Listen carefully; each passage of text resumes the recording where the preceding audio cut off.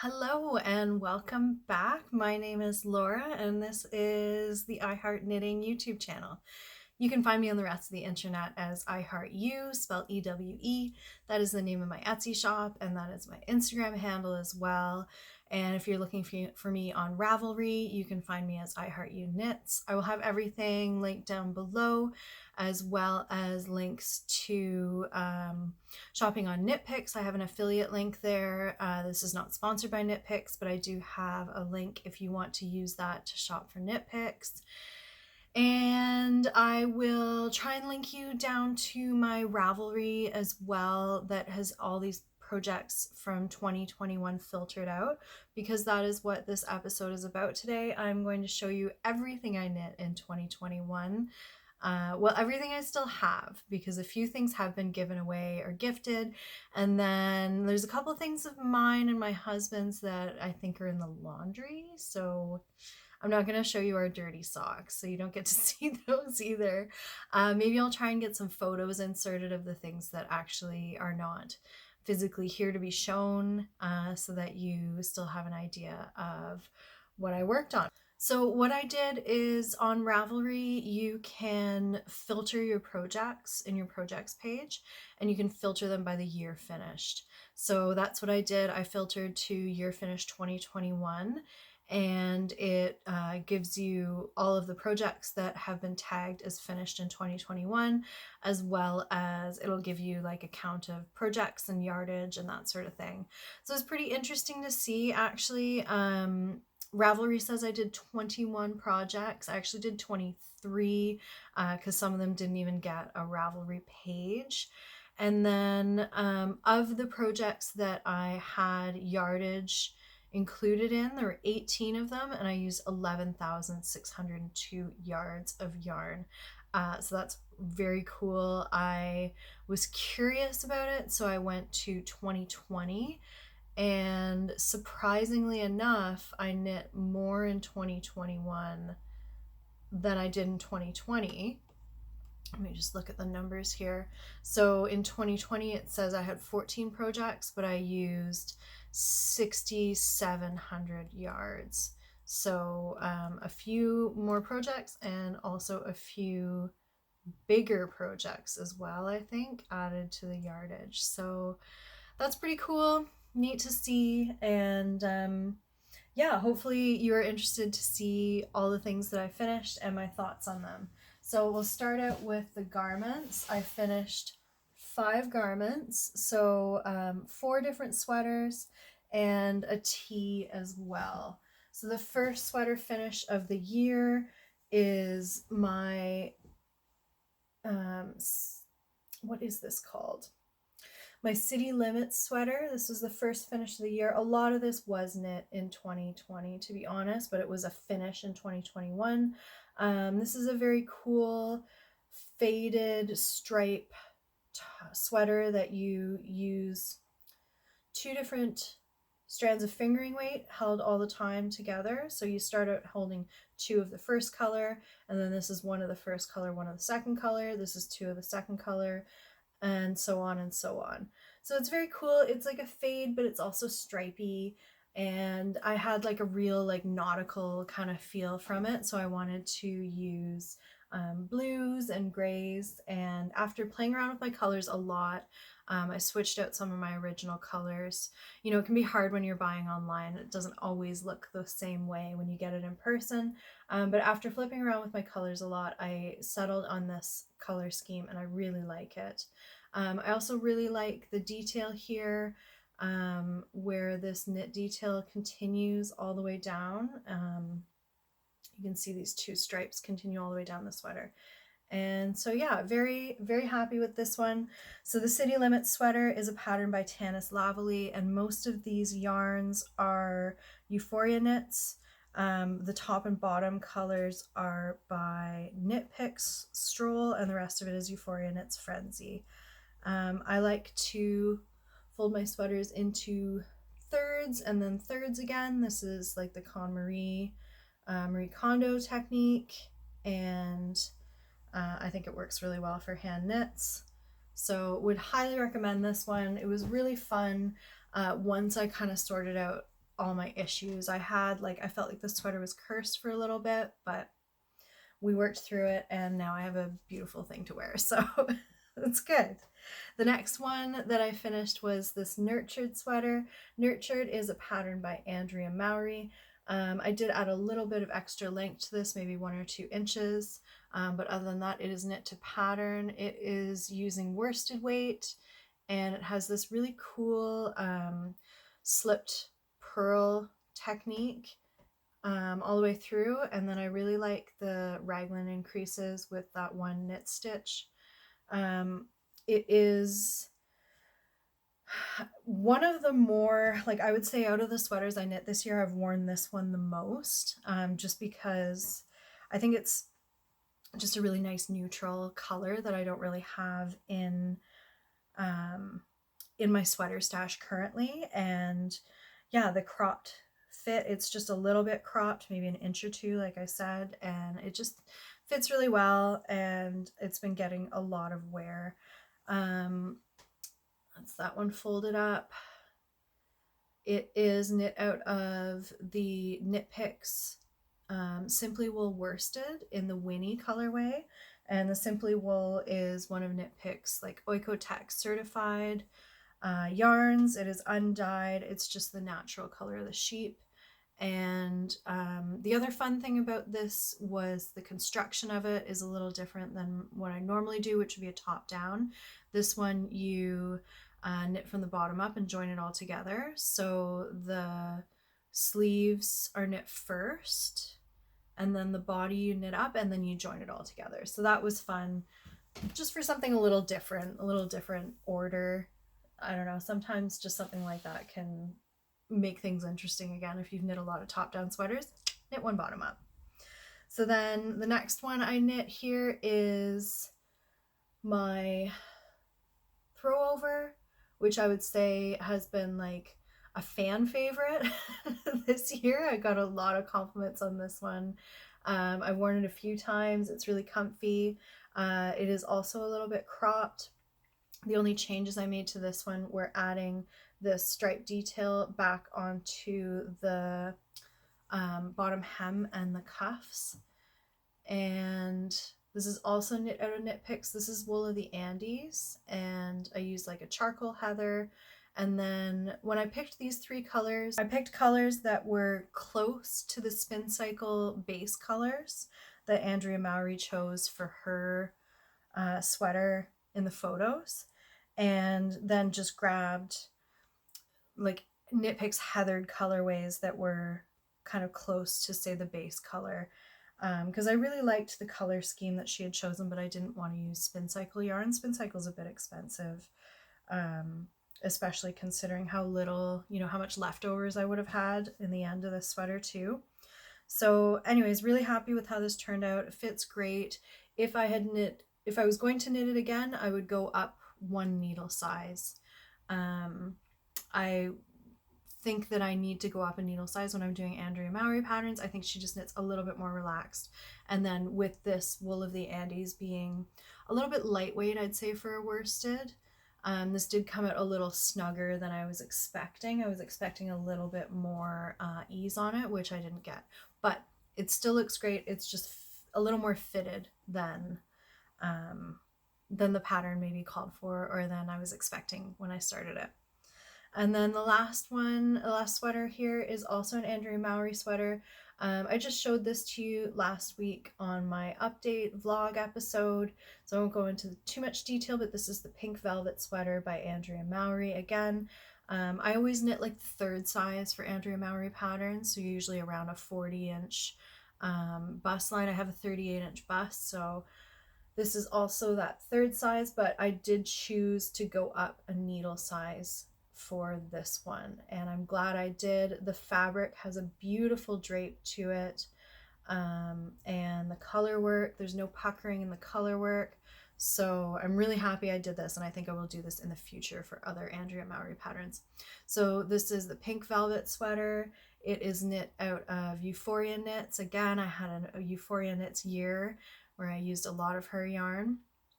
Janessa is out of Texas, And so there's this like eggplanty color for the main color. I used 2 skeins for that, like used every last bit of the 2 skeins. And then the color work is done with a lace weight yarn held double. And I just shortened the sleeves ever so slightly. I made it like a 3/4 length sleeve and then added an inch to the body because the body was only going to be about 10 inches long from where you split for the sleeves to the end of the bottom of the ribbing. And I just wanted a little bit more length if I could get it, so I just ended up borrowing a little bit of that yarn that I would have used for the sleeve and put it onto the body. Yeah, so I ended up, when I got kind of like 2/3 of the way through the body, I went and I knit the sleeves, and I kind of figured out about how much yarn I was using to knit an inch of the body versus an inch of the sleeves, sort of thing. And then that was when I decided to do the sleeves 3/4 length. And then once the sleeves were finished, I was able to then go back and finish the body and use all the yarn without stressing about running out. So that's actually kind of a different technique that I hadn't done before, but I used it as well for this sweater, which is the sorrel sweater. Sorry, this is the summer sorrel tee. The sorrel sweater is another pattern in this line with this same stitch definition, but the sorrel sweater, you use fingering weight yarn held with a mohair, and then this is the summer sorrel tee, which is just the fingering weight held on its own. As you can see, it's just got short little sleeves, and this was another 2 skein project where I had 2 skeins of yarn to do the whole thing. This is also Euphoria Knits Frenzy base. That's her sock weight base. I love her sock weight base. It's so soft. So 2 skeins of this gray did this entire sweater, and I did the same thing with this sweater where I knit, a little bit of the body and then went back, finished the sleeves off so that I could just knit the body until I ran out of yarn. And this turned out great. It has a beautiful drape to it. I love this dip stitch technique. I loved it on the sorrel sweater, the original, and I love it on this as well. I've gotten a little bit of wear on this, and I think I will get a lot more wear on it into the summer, like the early spring and summer, because it is just very lightweight, and wool is really good at for temperature management. So I don't think it's going to be too hot or anything like that. Yeah, another great pattern. The designer is Wool and Pine for this. I'm not sure if I said that or not. And same thing, I just folded into thirds and then folded into thirds again. So that is it for garments. For accessories, I knit 2 hats, but one of them is not here. I finished a Harlow hat earlier in the year, and I gave it to my nephew for his birthday. Harlow is a brioche hat pattern by Andrea Mowry, knit out of fingering weight. And then the other hat I knit was just this one for John, for my husband. It doesn't have a pattern or anything. It's just super simple. I used random stash yarn. I wanted to make him a really warm hat because he has a couple DK weight hats. He likes them really fitted. He doesn't like them too slouchy or anything like that. But I wanted something for him that was a little bit warmer for those few cold days that we get, or days when he knew he was going to be outside all day or something like that. He could wear a really warm toque. So this is knit with 2 strands of kind of a sport weight yarn held double, and then a 3rd strand of mohair throughout. And I just did I had stash yarns, so I just kind of worked through them until I ran out. I don't know how I did it. Either way, I just kind of randomly put this together. It knit up in a day. It doesn't even have a Ravelry page, so I don't even know exactly what I did. I should have kept better notes, but I didn't. But it's just a really nice, super squishy, bulky hat. And yeah, he really likes how warm it is. It's one of those ones for super cold days. And then I knit this beautiful Goldfish Memory shawl as well this year. So the Goldfish Memory is a pattern by Casa Pinka, and you just cycle through all of these crazy fun stitch patterns, and it makes this really big, long, lightweight kind of stole design scarf. So I use this really bright speckled colorway. I've used this dark navy and then also this bright light blue as my three colors. And yeah, it was a really fun knit. It was one of those ones where you kind of get into it, and there's always something changing. There's always that next kind of section to look forward to. And so it was a really fun one to knit. And it's really nice to wear as well. I just kind of fold it in half like this on itself over and over again. And yeah, that's been hanging out by my jackets as kind of like my go-to shawl to wear this season. And then I also knit 2 pairs of mittens. You saw these recently, I think on one of the last couple episodes. So this is a self-striping colorway by Freckled Whimsy. It's their Peppermint Mocha colorway. This is just using the fingering weight yarn on its own, knitting Tin Can Knits World's Simplest Mittens. And then these are the World's Simplest Mittens again, but I held the yarn double with another white sparkle fingering weight and made like a thicker version. So Tin Can Knits World's Simplest Mittens is a really great pattern. It has multiple sizes as well as instructions for 4 different weights of yarn, from fingering, DK, fingering, DK, worsted, and bulky, I think. Either way, check out the pattern. It's a free pattern by Tin Can Knits, and yeah, I love that it comes in multiple sizes and you can do different gauges of yarn as well. So I've got 2 pairs of those. And then the rest of my projects are socks for the year. So lots of socks. I think, how many? Let's see. So Ravelry says I knit 2 pairs of slipper socks and then 11 pairs of regular socks. And I think that's correct.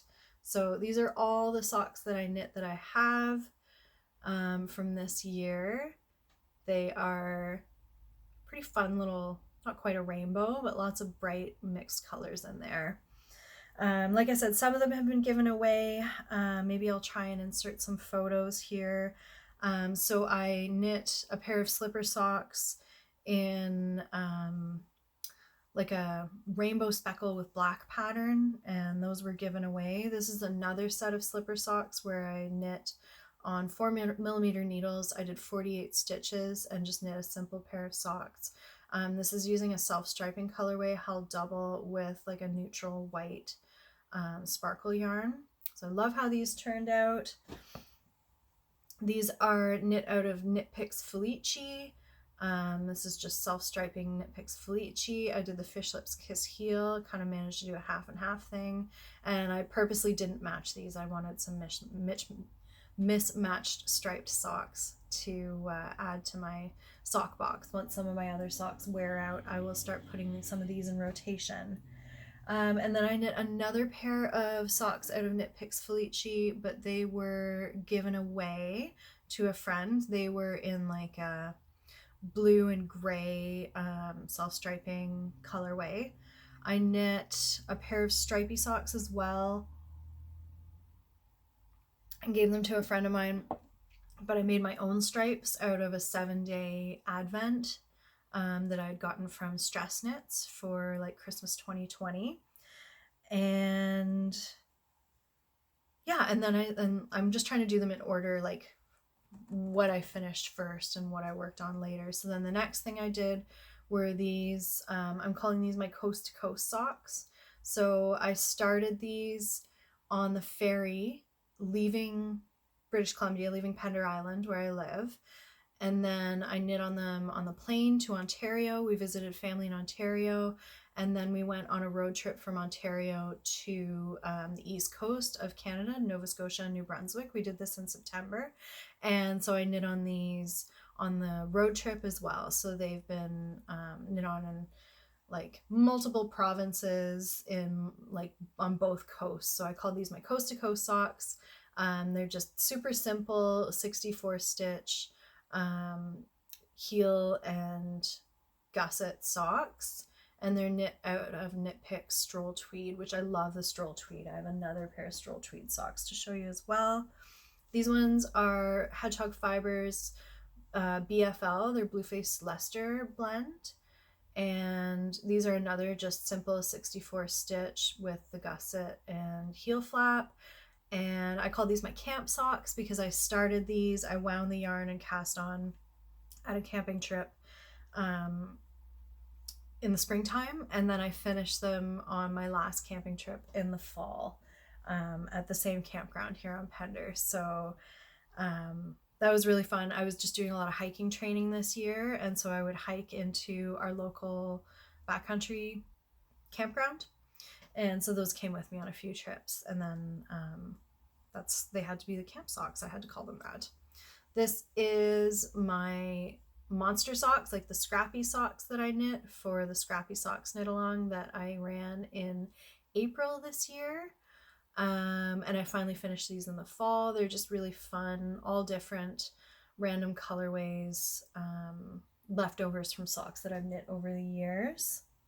These are the Halloween socks that I knit for the Halloween knit along that I hosted for the month of October.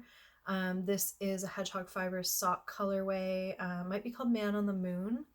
And I use this acid green for the toes and this purple for the heels. You can see there is a bit of that purple in the sock as well as that kind of neon green.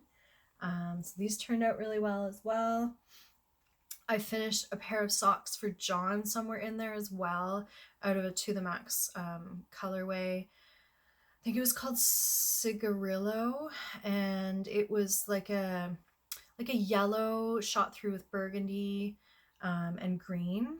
But I just looked in his sock drawer, and I think they must be in the wash because they're not in his drawer. So I'm not digging through his laundry hamper to show you a dirty pair of socks. So yeah, so no in-person shots of that. And then these are knit out of a sparkle base by the Fawn and the Fox yarn. I don't know if you can see there's a sparkle running through these. I think this colorway might be called Cabin in the Woods or something like that. I could be wrong on this, but this was my first experiment with knitting on 9-inch circulars, and it went pretty well. I have not cast on a pair of socks on those 9-inch circulars since finishing these, so I should probably grab a skein of sock yarn out of my stash and just cast it on in the 9-inch circulars because I would like to continue practicing with them. They're like kind of, it was hard to work with them at first, but the more I went through those socks, the easier it was. And I feel like you can make some really quick progress using the 9-inch circulars because you're just knitting around and around and around. And then the last pair I have to show you are also knit out of Knit Pick Stroll Tweed, and they are super tall. As you can see, I just knit toe up and did a fish lips kiss heel and then increased a little bit along the back of the leg here and knit like a really big tall cuff on them. So these are to eventually replace a pair of tall tweedy socks that I have in my current socks that I'm wearing that are starting to wear through. They're probably like 6 or 7 years old now, so I've knit these to replace them, and I really love them. They turned out amazing. This teal tweed is really, really beautiful, and I used a tweed in the gray that I had left over for the toe and the heel. And yeah, I just really love these as well. I really love tweed yarn in general. It's always been something that I've kind of gravitated towards, and yeah, I bought a couple socks worth of Knit Picks Stroll Tweed that I'd like to work through this year. I think I have a couple more colorways that I bought that I'd like to go through. And yeah, I knit one more pair of shorty socks as well, but they are in the wash. and they were knit out of this same colorway, and I knit a pair of shorty socks. If you want to see those, you can go back to the episode that I put out right before Christmas, and you'll be able to see those there. But yeah, they are also really fun, just simple short socks that I knit with the leftovers once I finish those mittens. So yeah, so that is everything I knit in 2021. Seeing it all together here really makes me feel good about what I've achieved over the year, what I've accomplished. Sometimes I'm like, why am I just continuously cranking out projects? But when I see all these beautiful garments, and then when I think of the things that have been given away to different friends and family, and they're enjoying them, there's something about that for sure. So yeah, just looking at the stack here, I really feel like I've accomplished a lot. And my next video that I have planned is going to be a rundown of my plans and what I'd like to do in 2022, what I'd like to knit. So you can look forward to that coming up in the next week or so, and I will kind of go through and tell you. I don't really have really strict goals in mind, but I do have yarn picked out for some projects, and I have some yarn coming for a sweater, and so I want to go through that and show you what my plans are for 2022. So yeah, you can look forward to that. Like I said, I will try and link to the filtered 2021 projects on my Ravelry page if I can. Hopefully I can. But as I said before, if Ravelry is not accessible to you and you have any questions, you can just drop me a message here or elsewhere, and I'd be happy to answer those questions for you if you are not able to get onto Ravelry and see the information that I have posted there. So yeah, I think that's it for me today. Thank you so much for joining me. I hope you enjoyed seeing all the things I knit in 2021. And here's to another year of crafting in 2022. Take care. Bye.